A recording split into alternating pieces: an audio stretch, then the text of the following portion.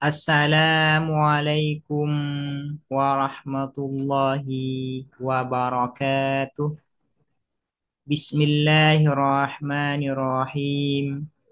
Alhamdulillahi rabbil alamin. Wabihi nasta'inu ala umuri dunya waddin. Wassalatu wassalamu ala ashrafil anbiya'i wal mursalin. Sayyidina Muhammadin wa ala alihi wa sahbihi ajma'in. Allahumma faqihna fid din wa 'allimna at-ta'wil amma ba'du.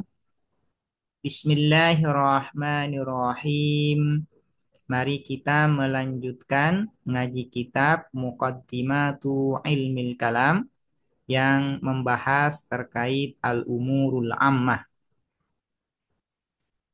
Yang dimaksud dengan al-umurul ammah adalah perkara-perkara umum yang melekat kepada segala entitas yang ada atau kepada sebagian besar entitas yang ada. Nah, al-umurul ammah ini biasa dikenal dalam kajian filsafat itu dengan ontologi atau di dalam filsafat Islam dikenal dengan al-ilahiyat bil maknal a'am. Karena al-ilahiyat, metafisika itu pembahasannya terbagi menjadi dua.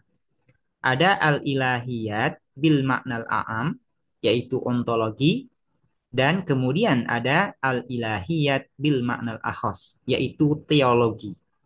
Nah, al-umurul ammah di dalam filsafat dikenal dengan al-ilahiyat bil maknal a'am.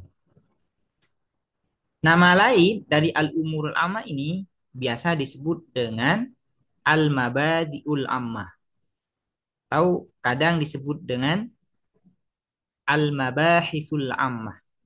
Nah, cuman di dalam tradisi ulama sunni ya atau di dalam tradisi mutakallimin yaitu para teolog, maka biasa dikenal dengan al-umurul ammah, perkara-perkara umum yang berlaku, yang melekat kepada segala entitas yang ada atau kebanyakan entitas yang ada.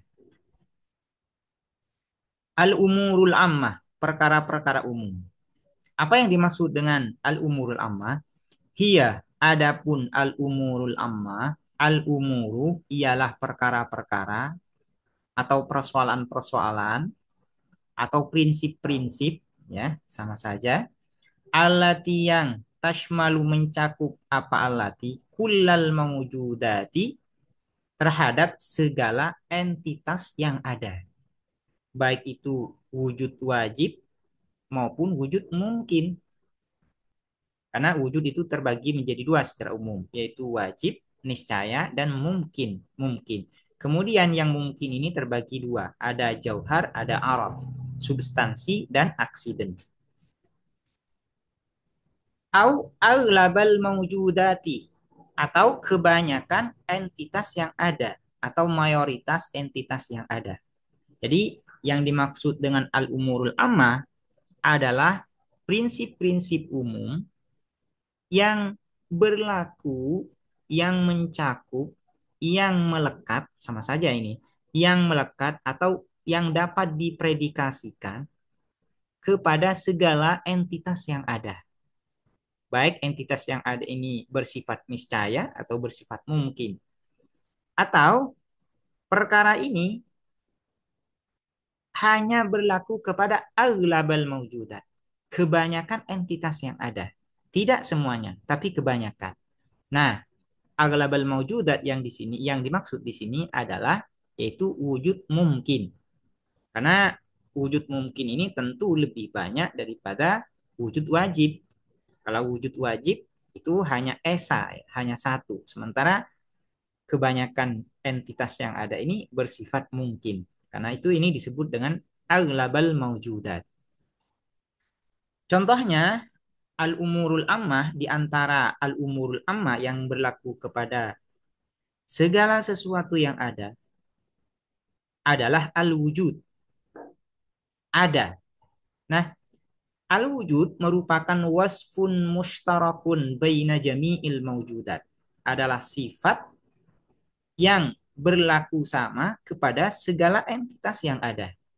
Nih. Karena itu ini wujud merupakan perkara yang berlaku kepada semua entitas yang ada. Baik bersifat wajib, entitas yang ada itu yang bersifat wajib niscaya maupun yang bersifat mungkin. Misaluma adapun contohnya sesuatu yaitu al-umurul amma, amma ini isinya yaitu al-umurul amma, yashmalu yang mencakup apa ma kullal mawjudati terhadap segala entitas yang ada, allati yang hiya adapun allati al-wajibu ialah yang niscaya, wal jauharu dan substansi, wal aradu dan aksiden, al wujudu ialah wujud, wujud ialah wujud yaitu ada. Fahuwa maka adapun wujud yashmalu ialah mencakup apa al wujud hadhihi salasata terhadap tiga ini yaitu wajib, jauhar, arab. Watattasifu dan berstatus apa hadhihi salasah bihi dengan wujud. Maksudnya berstatus itu memiliki kebersifatan ya. Yang tiga ini memiliki kebersifatan dengan wujud. Misalnya kita katakan al-wajibu maujudun, al-jauharu maujudun, al-aradu maujudun.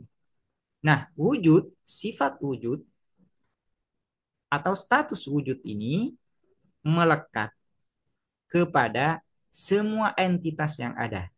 Baik entitas itu wajib maupun mungkin. Yang mungkin ini baik berupa jauhar maupun berupa arab. Wa misaluma dan adapun contohnya sesuatu, artinya ma ini sama isinya dengan ma yang di awal yaitu al-umurul amma, yashmalu yang mencakup apa ma aglabal maujudati terhadap mayoritas atau kebanyakan entitas yang ada, al-hudusu ialah hudus. Hudus ini yaitu baru. Yang dimaksud dengan baru itu adalah wujuduhu ba'da adami, yaitu ada setelah sebelumnya tidak ada. Itu yang dimaksud dengan hudus. Fahuwa maka adapun al-hudus yashmalu ialah mencakup apa al-hudus al-jawahir kepada substansi, wal a'rad dan aksiden. Contoh perkara umum yang berlaku yang melekat kepada aglabal maujudat kebanyakan entitas yang ada adalah al-hudus. Hudus ini melekat kepada jauhar. Hudus melekat juga kepada arad. Misalnya kita katakan al-jauharu hadisun.